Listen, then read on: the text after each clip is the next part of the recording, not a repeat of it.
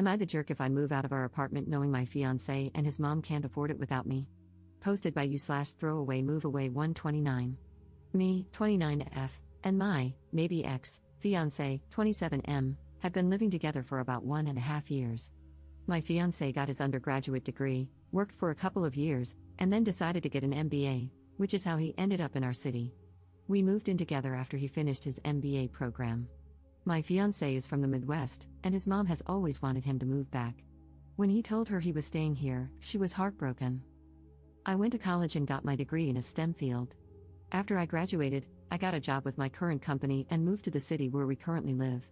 It's a big international company with multiple locations in the US and abroad.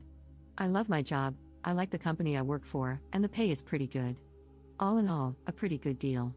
During COVID, my office shut down, and we all went remote. After COVID, they decided not to reopen this office, so I've been 100% work from home since early 2020. I currently make considerably more than him, mainly because I've been working for 7 years and I'm in tech. I had been living by myself in a 1-bedroom apartment and had my office set up in the living room since it was just me. When we moved in together, we decided to get a 2-bedroom apartment so I could use the extra room as an office. Because of this, I was paying 2/3 of the rent, and he paid 1/3. We split everything else 50-50. The problem started this past May. My fiancé's mom told him she wanted to move to our city to be closer to him. She asked if she could stay with us while she looked for a job and got settled. She's a teacher, so she figured she'd be able to get a teaching job pretty quickly. Because of that, I didn't really mind her staying with us, as I figured it would just be for a couple of months over the summer. Since I thought it would only be for a short time, I moved my office into a corner of our bedroom, and my fiancé bought a bed to put in the second bedroom. The problem is she never applied for any teaching positions and has been living with us for 6 months now. She and I have really been struggling with each other since she moved in. I can't make her understand that I work full-time. She constantly interrupts me while I'm working, which is bad enough, but she even interrupts when I'm on Teams calls. She always asks me to take her places because she doesn't like to drive in our city. She has pretty outdated views on gender roles and constantly gives me a hard time for not doing more around the house and for making my fiancé help with chores, do his own laundry, etc. The constant criticism and insults are really wearing me down. And I hate having my office shoved in a corner of the bedroom. Back in September, I told my fiancé that since it looks like his mom is going to stay a while, we should split the rent 3 ways. He told me she can't afford that since she has to conserve money until she gets a job. I told him I wasn't happy paying extra for a bedroom I can't use, so he finally agreed to a 50-50 split. I can afford to pay the extra, but I hate the idea of funding her lifestyle. Every time I complain about her or the situation, he says he agrees but doesn't know what to do because he can't kick out his mom. And he won't talk to her about the way she treats me or how she behaves. When I ask what the long-term plan is, he just says he doesn't know. I've thought about giving him an ultimatum to tell her she has to leave, but I think he'd just end up resenting me for essentially putting his mom on the street. One of my girlfriends is losing her roommate at the end of February. Our lease renews on June 1st. I'm very strongly considering moving out of our current apartment and moving in with her. I can afford to pay my part of the rent on our current apartment, and also half the rent at my friend's apartment. It's not ideal, but I'm not a big spender, so it's doable. The issue is, if he and his mom aren't able to pay 1/3 of the rent each, there's no way they could cover the whole thing on their own. But I can't live like this anymore, so I'm pretty sure this is what I'll do. I just wanted to see if people thought I'd be the jerk for leaving them like this. Update 5 days later. I posted here last week about the situation I'm in, living with my soon-to-be ex-fiancé and his mom. I started off trying to reply to everyone's comments and keep up, but honestly, I just got completely overwhelmed with all the responses. First off, I want to thank everyone for their feedback and comments, even the ones that were kind of harsh. Actually, probably especially the ones that were kind of harsh. I really needed some tough love to make me realize that I was letting my soon-to-be ex-fiancé and his mom take advantage of me. The more comments I read, the more pissed off I got. Honestly, I think I'm more pissed at myself for allowing this to happen and not advocating for myself more. This past weekend, I got my soon-to-be ex-fiancé alone so we could talk, which was actually harder than it should have been because his mom always tries to tag along when we do anything. Going through all the comments everyone left and the PMs people sent really helped me decide how to approach this. It also brought up a lot of good questions I should have thought of myself. Back to the discussion with my ex, I wanted to give him one more chance to pick us over his mom, not because I thought he would, but because I just wanted to be able to tell myself I gave him the opportunity. I explained again how unhappy I am with the situation, how it's affecting my work because of her constant interruptions, and how uncomfortable and unhappy I am being forced to work out of a corner in our bedroom. I reminded him that until a few months ago, I was paying the majority of the rent, and since I make so much more than him, it's really my salary that keeps us all afloat. I also brought up, again, the way she treats me and talks to me. And he replied the same way he always has. He agrees it's not right how she acts and that it's really uncomfortable for all of us. WTF, I don't care if she's uncomfortable. Previously, I would have dropped it there. But this time, I told him how angry and disappointed I was that he let me pay for 2/3 of the rent when she first moved in and how unfair it is that I'm still paying for half when there are 3 people living there and she is the only one with her own bedroom.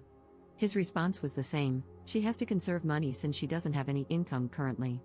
Which brought up the question, where did all her money go when she moved? What money does she use for incidentals?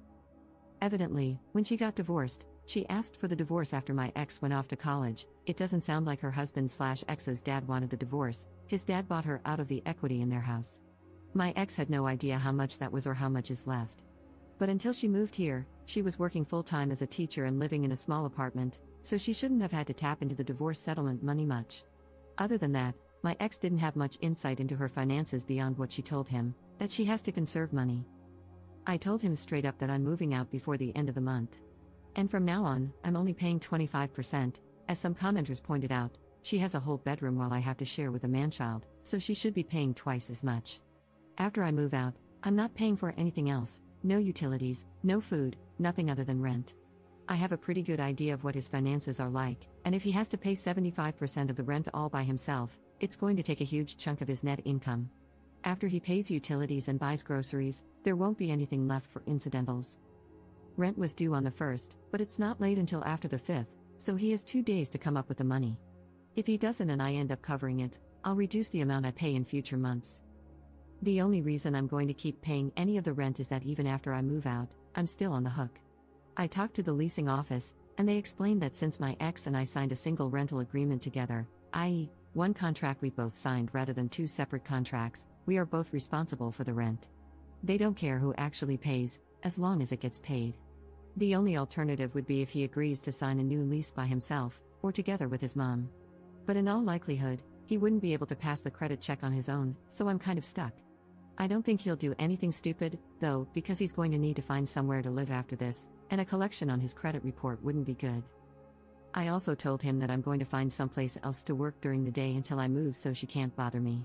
My friend, whom I'm moving in with, said I could work at her place during the day since she and her current roommate have in-person 9 to 5s. I took her up on that for now. After living with his mom, I'm not about to overstay my welcome, so I'm going to find some other options to rotate through. Someone suggested checking out the public library, or if it comes to it, I'll get a membership at one of those WeWork type places. Just in case, I brought my important papers, files, and valuables, and my friend is storing them for me until I move in. He really didn't take it well. The surprising thing to me is that he was actually shocked by everything. He seemed genuinely surprised that I wasn't prioritizing his mom. I really got the feeling that he sincerely believed I wanted to take care of her as much as him.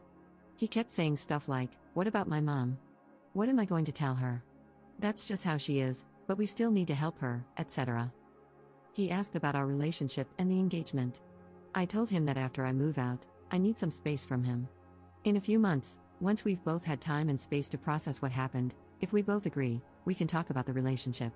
But he'd have to prove that he's going to have my back going forward and will set boundaries with his mom. I told him that just to avoid more drama, but I don't see a future where we're together. I told him he needs to tell his mom because she's not my responsibility or problem, and she'll know something's up when I start moving my stuff out. He hasn't told her what's going on yet, but this weekend, I'm going to start moving things, so he doesn't have much time. My friend's current roommate starts a new job in another state on the 3rd, so realistically, I can probably move in 2 to 3 weeks, depending on when she actually leaves.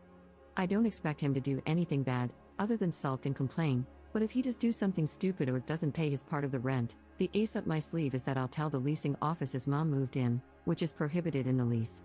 Honestly, getting evicted would solve a lot of my problems right now, so it's a pretty valid threat, I think. Now that I've mentally and emotionally separated myself from him and his mom, I'm actually looking forward to her reaction when he tells her what's going on. If it gets too ugly, I'll find a cheap Airbnb or hotel or something. I've had some friends, including the one I'm moving in with, offer to let me couch surf for a few weeks, but I just can't do that to someone else. So, that's it. I'm leaving, and I really don't care how that affects them. Relevant comments. Commenter. The thing about him sincerely believing you wanted to take care of mom is pretty standard when someone has an enmeshed relationship with their parent. When you think of a romantic partnership, you think of two people working together to build a life for themselves. When the enmeshed person thinks of a partnership, he thinks of having someone with whom to share the burden of his enmeshed relationship. And the truly sad thing is that he probably cannot perceive how skewed his perspective is. His normal meter didn't break, it never worked in the first place. It's sitting in the back of a closet, buried under a bunch of old coats. Ops response. I mean, that explains a lot. But honestly, that is just so effing sad. That's essentially saying he's broken but doesn't even know he's broken. So he'll just go from relationship to relationship, never really understanding why women keep leaving him. Absent his mom, he's really a great guy, but nobody will ever want to stay with him if his mom is always going to come first. Commenter 2. You already let her stay well past the agreed upon time, and they should be grateful for that instead of being mad that you're finally putting your foot down. Did they honestly have no other plan? Was this supposed to continue indefinitely? They're about to get a rude awakening, but it's no less than they deserve. Ops response. That is a great question. I have no idea what the long-term plan was. Every time I brought it up with my ex, he would say things like, we'll have to make sure she applies for next school year, but he would never talk to her to tell her that. Plus, even if she does get a job for next school year, that isn't until September. And realistically, it would be another month before she starts getting a paycheck. There is no way I'd stay in this situation for another 8 months, I would end up in prison. Commenter 3. To clarify, she has enough money from the divorce settlement for her own personal expenses but won't even pay her share of the rent? Ops response. That is exactly how I interpreted what he said. I don't know what her grand plan was. She's in her mid to late 50s, I think. So if she was planning to mooch off me and her son until she could officially retire, it would be another 5 to 10 years. I don't know how she expected that to happen.